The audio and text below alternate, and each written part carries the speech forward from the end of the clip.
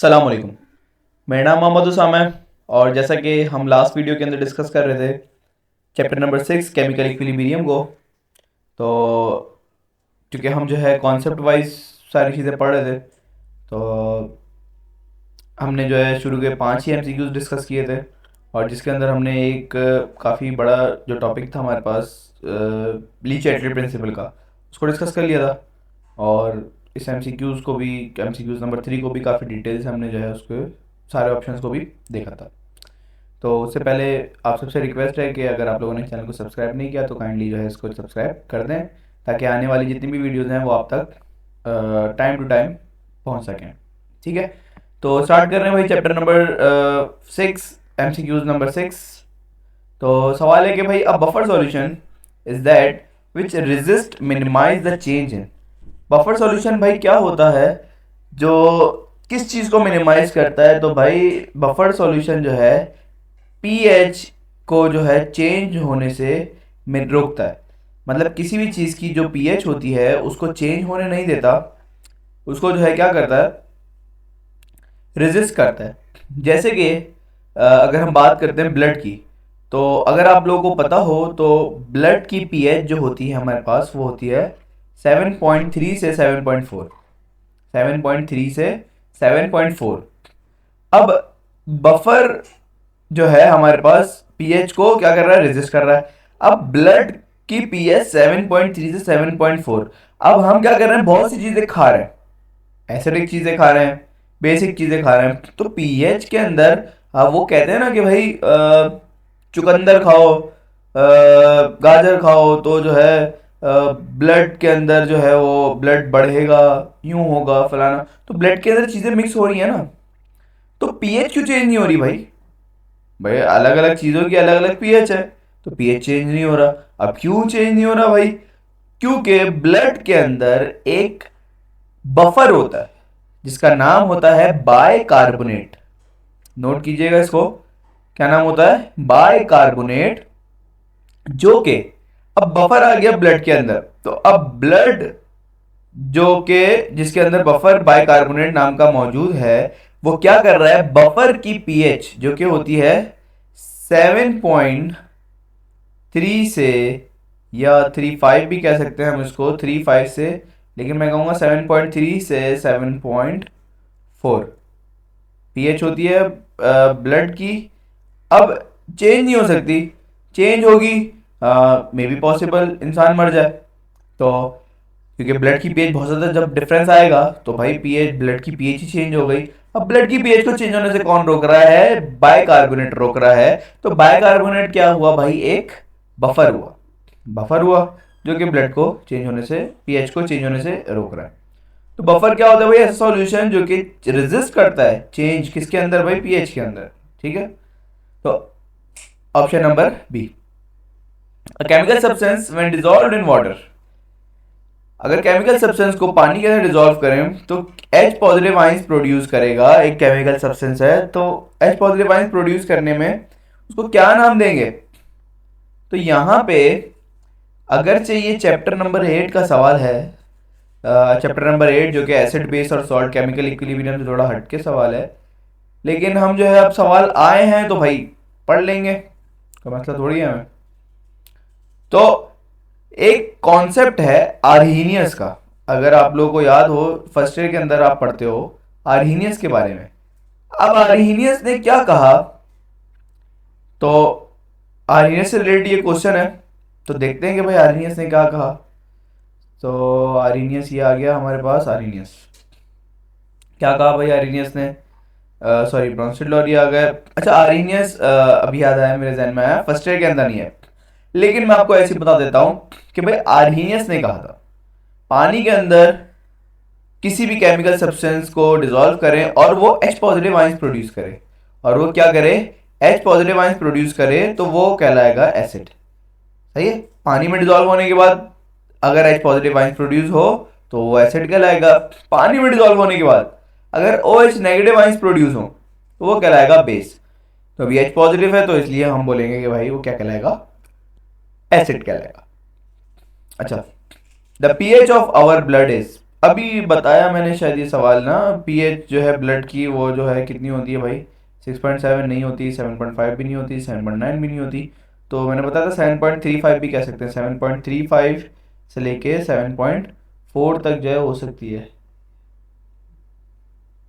ठीक है, तो इसलिए ब्लड की पीएच जो है हमारे पास 7.3 से 7.4 होगी। अच्छा,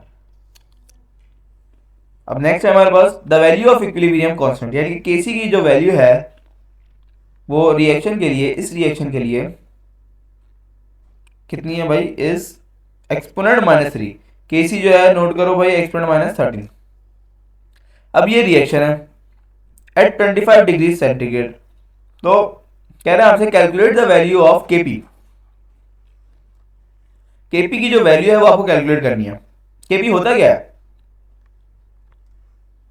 केपी जो है हमारे पास होता है, अगर हम बुक के अंदर देखें तो केसी आपको पता है क्या होता है, इक्विलिब्रियम कांस्टेंट को हम जो है बोलते हैं केसी है वो।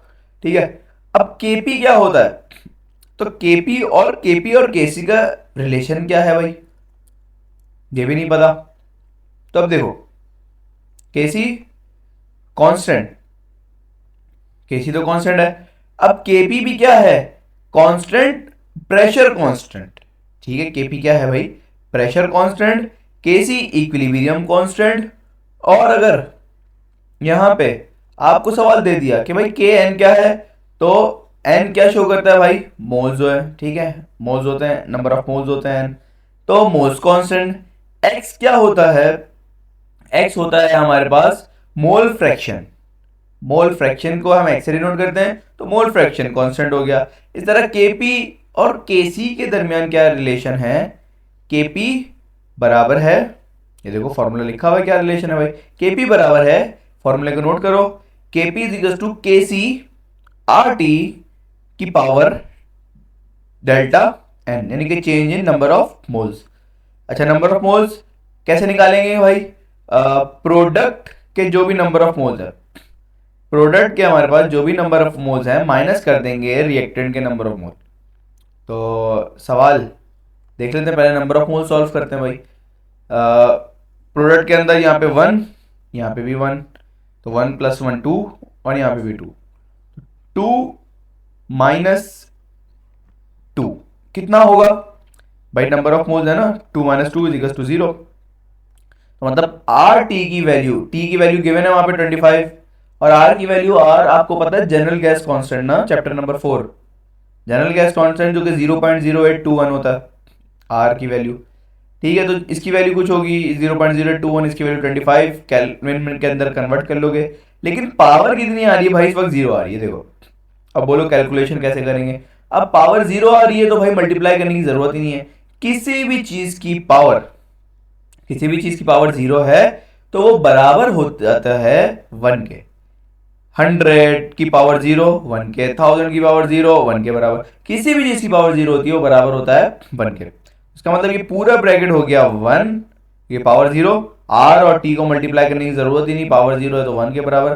केसी, तो 1 multiply by KC is equal to KC. तो मतलब इस सिनेरियो में जब नंबर ऑफ मोल प्रोडक्ट के रिएक्टेंट के बराबर है तो नंबर डेल्टा एन 0 आएगा, तो इसकी पावर जो है 0 यानी कि 1 के बराबर, तो के भी इक्वल हो जाएगा केसी के, तो जो केसी होगा वही के भी होगा। तो भाई केसी कितना है यहाँ पे, एक्सपोनेंट -13। तो देखते हैं ऐसा कोई ऑप्शन है, हाँ भाई एक्सपोनेंट -13, तो ये सही आंसर हो जाएगा, क्योंकि के भी बराबर हो जाएगा केसी के। What will the pH of a solution, pH क्या होगी भाई सॉल्यूशन की, NaOH with a concentration of exponent -3, NaOH की कंसंट्रेशन दे दी गई। अब देखो भाई, चार चीजें हैं हमारे पास, चार फॉर्मूले टोटल हम जो है इस्तेमाल करते हैं, सही है।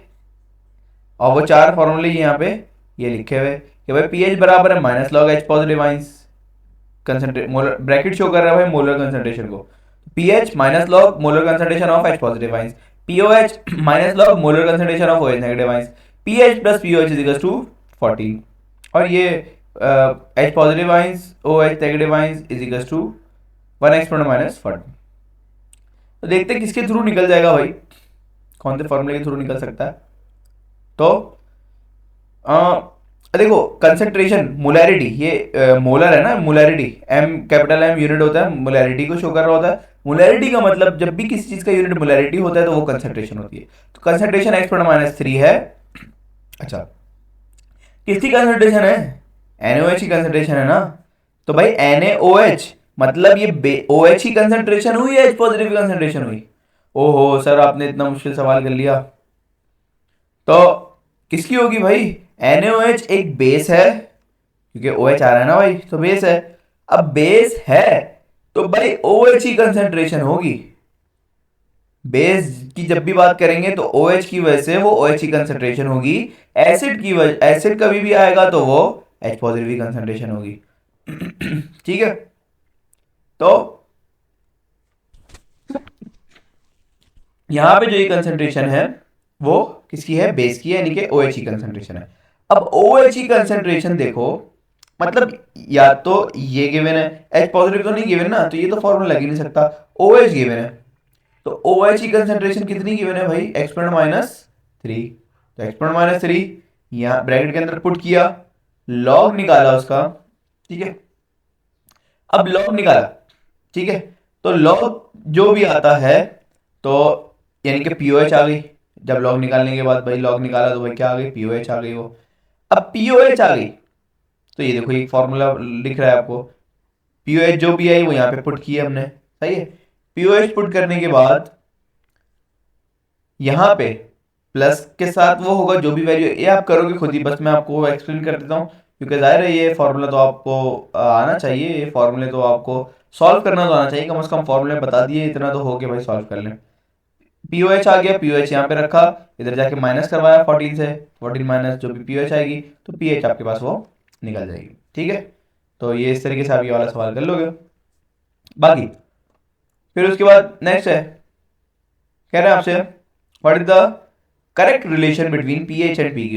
अच्छा, ये बुक में आपके टॉपिक नहीं है, लेकिन यहाँ पे बात जो हो रही है ना वो हो रही है, एक हमारे पास एक इक्वेशन है जिसको हम कहते हैं हेंडरसन हेसलबैच इक्वेशन। ठीक है, ये एक इक्वेशन का नाम है। इक्वेशन कहती है कि भाई P H is equal to P K. P के बारे में हमने लास्ट वीडियो में डिस्कस कर चुके हैं। P K A plus log base divided by acid, molar concentration of base divide by molar concentration of acid. तो इस इक्वेशन को नोट करो। तो ये जो करेक्ट रिलेशनशिप जो बोले ना भाई पीएच का और पीके का क्या है, तो वो एक इक्वेशन है जिसके थ्रू हम जो है इसको बता सकते हैं। तो ये बीच में प्लस आएगा, बेस अपॉन एसिड। देख लेते हैं। तो भाई base upon acid, acid upon base है, एसिड अपॉन बेस है, बेस अपॉन एसिड, लेकिन यहाँ पे देखो माइनस आ रहा है, प्लस भी आ रहा है, पीके बेस अपॉन एसिड, तो इसलिए ऑप्शन नंबर डी जो है हमारे पास करेक्ट आंसर इसका हो जाएगा। इक्वेशन को नोट कर लीजिएगा अपने पास, ताकि जो है इक्वेशन अगर आती है तो जो है आपको समझ आए। अच्छा, which of the following is the correct presentation of Ksp. Ksp के लिए कौन सी करेक्ट प्रेजेंटेशन है? तो केएसपी देखो, केएसपी का फॉर्मूला क्या होता है? केसी का फॉर्मूला हमने देख लिया, molar concentration of product divide by molar concentration of reactant. लेकिन केएसपी, केएसपी बराबर है मोलर कंसंट्रेशन ऑफ प्रोडक्ट के सिर्फ। ठीक है, रिएक्टेंट इसके अंदर नहीं आता। तो भाई प्रोडक्ट क्या है हमारे पास यहाँ पे? Ag प्लस और Cl नेगेटिव। तो Ag प्लस Cl नेगेटिव सिर्फ आ रहा होगा ब्रैकेट के अंदर, तो भाई हम वो करेक्ट आंसर हो जाएगा। तो अपॉन ये नहीं है, ये नहीं है, KSP Ag प्लस और Cl नेगेटिव, तो ऑप्शन नंबर बी जो है हमारे पास करेक्ट आंसर हो जाएगा। इस तरीके से कोई भी इक्वेशन आती है अब आप कर सकते हो, क्योंकि जनरल फॉर्मूला आपको पता चल गया। ठीक है। अच्छा, ह्यूमन ब्लड मेंटेन, अच्छा फिर वही सवाल आ गया, ब्लड की पीएच कितनी होती है भाई? वो 7.3 7.4। ठीक है, इसको हम मजीद जो है ना नेक्स्ट चैप्टर में थोड़ा डिस्कस कर लेंगे, शायद मेरे ख्याल से चैप्टर नंबर 7 के अंदर, जब एसिड बेस का अगर चैप्टर आता है तो उसको डिस्कस कर लेंगे। थोड़ी सी चीज़ और इसके अंदर डिस्कस करनी है मैंने, तो उसको डिस्कस करेंगे, क्योंकि मेरे भी जहन में आ रही चीज़ें, कुछ इंपॉर्टेंट चीज़ें ना, तो वो उसके अंदर डिस्कस करेंगे। लेकिन ठीक है, तो वैल्यू ऑफ केएसपी, केएसपी की जो वैल्यू है PbSO4 system at 25 degree Celsius is equal to, Ksp की वैल्यू भाई PbSO4 की कितनी होगी? अब वो वैसे मैं आपको बताऊं तो जो है 1.6 एक्सपोनेंट -8, क्योंकि ये कुछ कांस्टेंट्स हैं हमारे पास, कुछ कांस्टेंट्स हैं हम ये हमारे पास, जो कि हम जो है केएसपी के लिहाज से हम इसको सॉल्व करते हैं। जैसे कि अगर हम बात करते हैं PbSO4, ये देखो, ये चार्ट है आपके पास एक, जिसके अंदर अब चार्ट के अंदर जाहिर है देखो, मुझे इस चीज़ का अंदाज़ा है कि जो है आप क्या क्या चीज़ें याद करोगे। ये बहुत मुश्किल हो जाता है याद करना, लेकिन कुछ चीज़ें, ज़्यादातर चीज़ें आपको कॉन्सेप्ट वाइज समझनी पड़ेंगी। लेकिन देखो एमसीक्यू जब आप अटेम्प्ट कर रहे होते हो ना, तो आपको इतना वो एक्यूरेसी के साथ बिल्कुल याद करने की जरूरत नहीं पड़ती कि भाई आपको बिल्कुल एक्यूरेट याद करना है कि भाई ये याद करें। आपको क्या करना होता है, देखो इसका बेसिक चीज, बेसिक कॉन्सेप्ट मैं बता दूं कि भाई आपने अपने पास चीजें नोट कर ली, ठीक है, आप अभी पढ़ रहे हो, जैसे मैं पढ़ा रहा हूँ, आप पढ़ रहे हो, तो आपने चीजें नोट करते गए अपने पास, ठीक है। फिर उसके बाद एक दफा उसका रिवीजन कर लिया, ठीक है, एक दफ़ा रिवीजन कर लिया दोबारा से। फिर उसके बाद जब पेपर बिल्कुल करीब होंगे, जैसे 4-5 दिन जब बाकी होंगे, आज से कोई 2-3 हफ्ते बाद, 3 हफ्ते बाद मैं समझता हूँ, 3-4 हफ्ते बाद, तो जैसे अक्टूबर शुरू होगा, अब आपने सिर्फ रिवीजन करना है। अब रिवीजन किया तो उस चीज़ को बस आप एक दफ़ा पढ़ लो, एक दफ़ा पढ़ा आपने अभी, और 2 दफ़ा उसको रिवाइज किया, तो चीज़ें ना, बहुत सारी चीज़ें आपके दिमाग में बैठ जाएंगी। तो सबसे पहली चीज़ जो आपने करनी है वो नोट्स बनाने हैं। इन सब चीज़ों को अपने पास बस एक जगह लिख लो। ज़्यादा मैं नहीं बोल रहा कि भाई पूरी ये सब याद करो, 1.8 MgOH की सब याद करो, कुछ कुछ चीज़ें अपने पास नोट कर लो, जो या तो मैं बताता जा रहा हूँ या कोई भी आपको बताता जा रहा है, या फिर आप खुद समझते हो कि यार ये हो सकता आ जाए, तो आप नोट कर लो उसको, ठीक है। फिर उसके बाद रिवाइज करोगे, इंशाल्लाह वो जो है आपके दिमाग में खुद ही जो है बैठ जाएगा। फिर एमसीक्यूज अगर आता है ना उसका कोई, तो आपके दिमाग में खुद क्लिक होता है कि यार इसका ऑप्शन जो है ये वाला, मुझे जो है ना लग रहा है कि यार 99% यही है, और मेजोरिटी फिर वो होता है कि भाई वही एमसीक्यूज जो है आपके पास सही होता है। तो इस तरीके से आप जो अपने पास नोट कर लें, ठीक है। तो वो एक्सपेरिमेंट -8, इसलिए ये वैल्यू आ गई हमारे पास। According to Bronsted Lowry acid and base concept, H2O is, H2O क्या है भाई, ब्रॉन्स्टेड लॉरी के अकॉर्डिंग, अच्छा पहले तो ब्रॉन्स्टेड लॉरी के अकॉर्डिंग भाई होता क्या है क्या ब्रॉन्स्टेड लॉरी के अकॉर्डिंग, तो वो देखते हैं उसको ज़रा, कि भाई ब्रॉन्स्टेड लॉरी ने कहा क्या। अभी ब्रॉन्स्टेड लॉरी खुल गया था, आर्हीनियस हम पढ़ने जा रहे थे तो ब्रॉन्स्टेड लॉरी खुल गया। अच्छा नोट करना भाई, 1933 के अंदर इन्होंने अपना लॉ दिया। अच्छा एयर इतनी ज़रूरी नहीं होती वैसे, फिर भी लेकिन बता दे दिया जाता है। तो acid is a species which tends to donate proton, जो प्रोटॉन को डोनेट करे वो क्या है भाई, एसिड है। जो प्रोटॉन को एक्सेप्ट करे वो बेस है। प्रोटॉन समझ लो H पॉजिटिव आइंस की बात हो रही है, ठीक है। प्रोटॉन की जब भी बात होगी तो वो सिर्फ और सिर्फ H पॉजिटिव आइंस की ही बात होगी। अच्छा तो भाई प्रोटॉन जो डोनेट करता है वो एसिड, जो प्रोटॉन एक्सेप्ट करता है वो बेस। अब डोनेट कर रहा है भाई, यहाँ पे देखो दो रिएक्शन, H2O बताना ना कि भाई H2O क्या है ब्रॉन्स्टेड लॉरी के अकॉर्डिंग। H2O देखो, ये एक टूटा यूं HCl, H positive Cl negative में, और एक H यहाँ पे आ गया, H2O के पास आ गया। H2O ने क्या बना लिया भाई, H3O बना लिया, और Cl अकेला बेचारा रह गया, ठीक है। तो इसने प्रोटॉन डोनेट किया, और H2O ने प्रोटॉन क्या किया भाई, एक्सेप्ट किया। तो भाई जो प्रोटॉन एक्सेप्ट करे वो क्या है, बेस है। तो यहाँ पे तो वाटर बेस है, क्योंकि एक प्रोटॉन H पॉजिटिव आइंस वो एक्सेप्ट कर रहा है और H3O बना रहा है, देख लो। तो बेस है भाई यहाँ पे, बेस याद रखना भाई, H2O क्या हो गया, बेस हो गया। लेकिन क्या सिर्फ बेस ही है, एक और रिएक्शन समझते हैं, NH3। अब H2O टूट गया OH, यानी कि H पॉजिटिव आइंस और OH नेगेटिव आइंस में, और एक ये प्रोटॉन है ना H पॉजिटिव आइंस। अब प्रोटॉन इसने क्या कर दिया भाई, डोनेट कर दिया। NH3 को एक प्रोटॉन डोनेट किया तो NH4 हो गया भाई। अब यहाँ पे तो डोनेट कर रहा है, तो अब क्या हो गया भाई, एसिड हो गया, वहां पे बेस और यहाँ पे एसिड। तो ऐसी चीज को जो दोनों के तौर पे एक्ट करे, हम उसको कहते हैं एम्फोटेरिक। जैसे कि अगर आपको पता हो एम्फोटेरिक एनिमल्स होते हैं, जिस तरीके से एक कछुआ होता है, तो कछुआ क्या होता है भाई, वो पानी के अंदर भी रहता है और साथ साथ खुश्की में भी रहता है। या मगरमच्छ, क्रोकोडाइल, पानी के अंदर भी रहता है, पानी के बाहर भी रह सकता है, तो भाई एम्फोटेरिक एनिमल है। इस तरीके से जो एसिड के तौर पे भी ऐड करे, बेस के तौर पे भी ऐड करे, वो एम्फोटेरिक सब्सटेंस हो जाएगा। तो इसलिए वाटर क्या होगा भाई, एन एम्फोटेरिक स्पीशी, ठीक है, तो ये चैप्टर यहाँ पे जो है समाप्त हुआ। तो इंशाल्लाह फिर जो है नए चैप्टर के साथ आपसे मुलाकात होती है। तब तक के लिए अपना ख्याल रखिएगा। अल्लाह हाफ़िज़।